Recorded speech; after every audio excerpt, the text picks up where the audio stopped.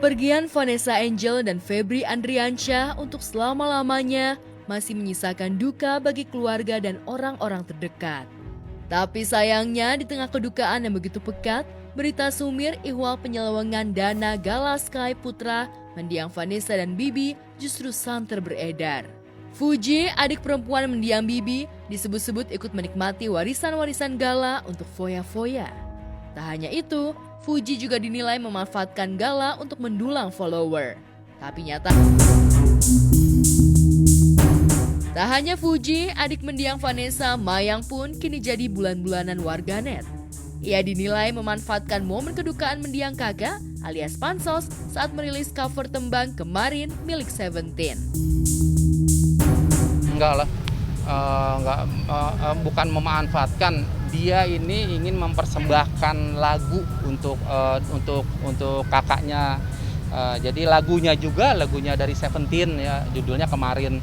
Itu persambahan adiknya Cika sama Mayang yang nyanyi bersama. Jadi enggak memanfaatkan momentum itu untuk mempersembahkan aja buat kakaknya Vanessa ya. Berarti bukan jadi langkah awal. Enggak. Setelah ini nanti Mayang udah fokus ke sekolah kok. Tapi Mayang dia pasti pokoknya kalau yang negatif enggak aku tanggepin. Yang positif aku terima, yang negatif aku buang jauh-jauh. Iya. Bisa dibilang kecurigaan warganet itu merupakan bentuk kepedulian serta rasa cintanya pada Gala yang harus kehilangan ayah bunda di usia yang masih kecil. Harta dan Gala kini jadi perhatian publik.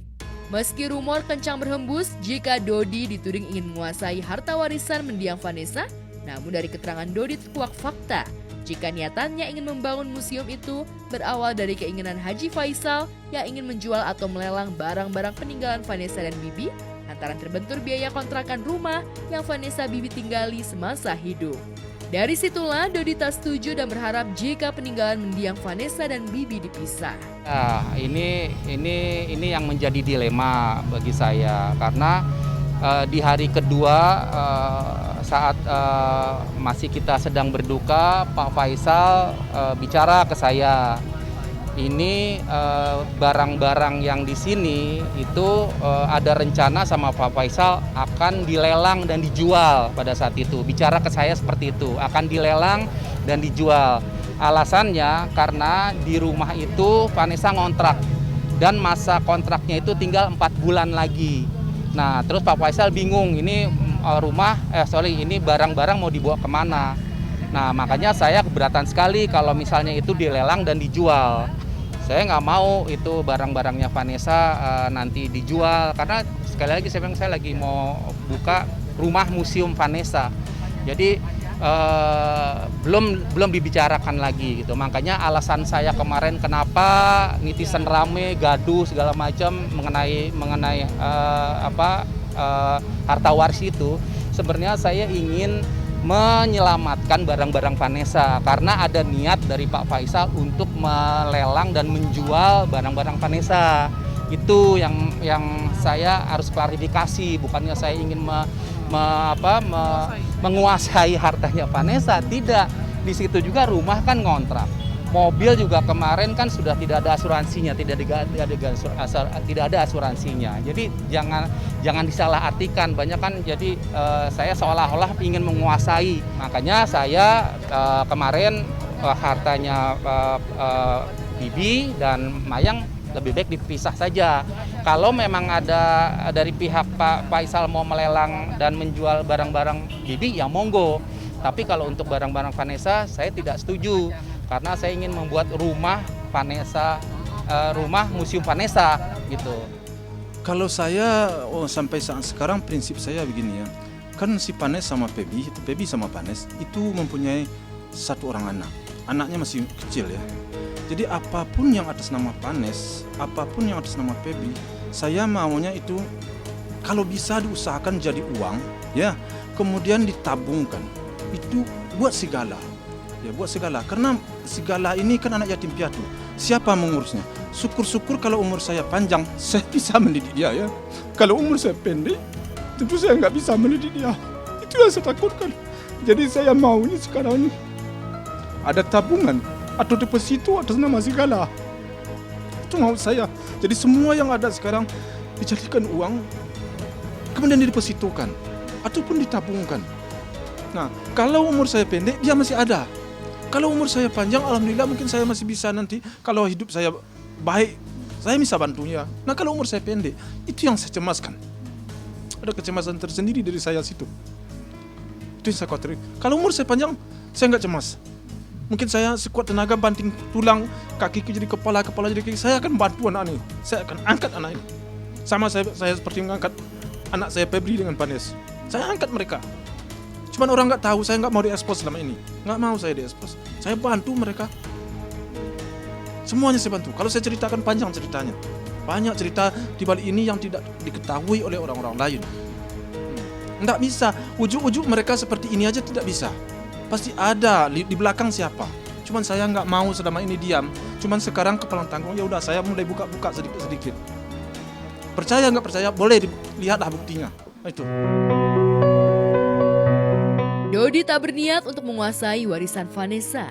Yang Dodi inginkan adalah ia ingin menyelamatkan peninggalan dari mendiang putrinya. Sejatinya baik Dodi maupun Haji Faisal ingin memberikan yang terbaik. Apalagi kini yang jadi prioritas adalah membesarkan Gala. Jadi nggak ada ingin satu kegaduhan dan satu permusuhan, karena biar gimana pun yang terpenting adalah Gala. Gala adalah segala-galanya. Bagi Dedi, Gala adalah segala-galanya. Ya miris juga saya sih, miris. Cuman saya maunya persoalan-persoalan ini bisalah kami selesaikan dengan secara baik-baik, dengan kekeluargaan, dengan musyawarah ya. Kita semuanya kan demi anak-anak ya, demi segala ya. Mudah-mudahan semuanya baik saya maupun pihak sebelah ya itu sama-sama mendapat petunjuk dari Tuhan. Karena apa? Karena ini anak yatim piatu, anak yatim piatu. Yang saya takutkan, saya nggak meninggalkan apa-apa buat dia. Karena dia masih kecil, saya udah umur. Itu yang saya takutkan. Kalau saya udah umur, 10 tahun lagi dia masih kecil juga. Nah kalau umur saya pendek, siapa nanti yang akan membimbing, yang akan membantu mereka? Kalau nggak saya persiapkan dari sekarang untuk masa depannya.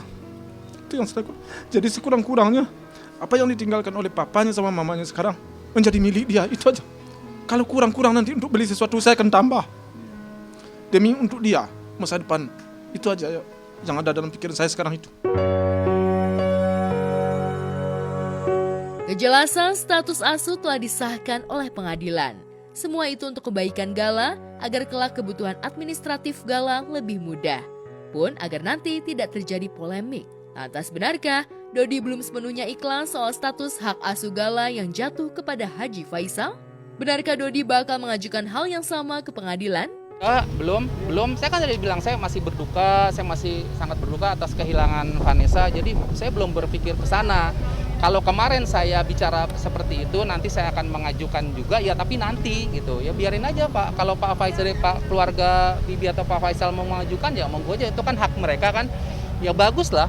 Ya bagus kalau mereka ingin secepatnya, kalau saya sih belum gitu, nanti setelah 40 hari saja. Jadi nggak ada ingin satu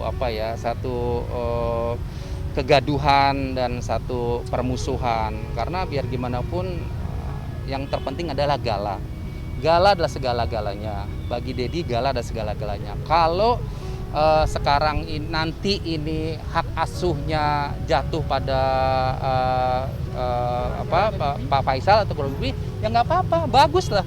Kan sama saja Gala juga itu Pak Faisal juga itu kan kakeknya, ya kan bukan siapa-siapa. Saya support, nggak apa-apa. Yang penting ada kejelasan dari pihak pengadilan. Jangan sampai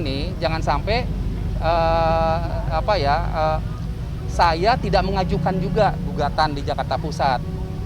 Jangan sampai nanti kalau si Gala sudah besar, dia tanya sama saya, kok Dedi tidak mengajukan permohonan hak asuh ke Gala. Dedi nggak sayang ya sama Gala. Dedi nggak mau berjuang ya untuk Gala. Itu yang saya nggak mau dengar nanti Gala besar. Saya ingin saya tetap berjuang untuk Gala.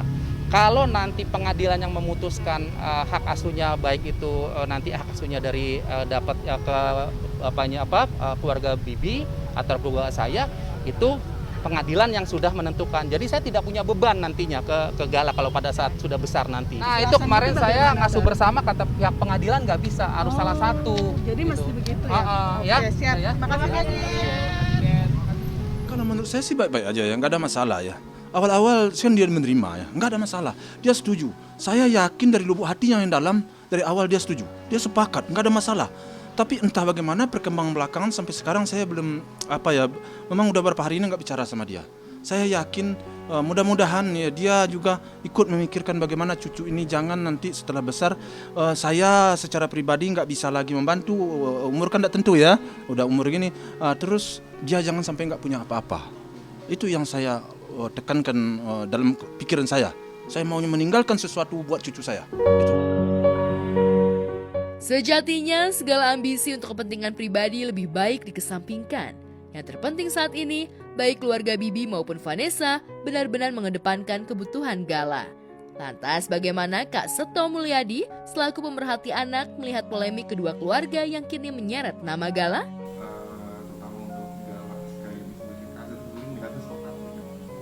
Iya, mungkin pertama saya pribadi juga merasa sangat prihatin dengan kejadian ini, di mana Ananda Gala ditinggal langsung oleh kedua orang tuanya. Ya.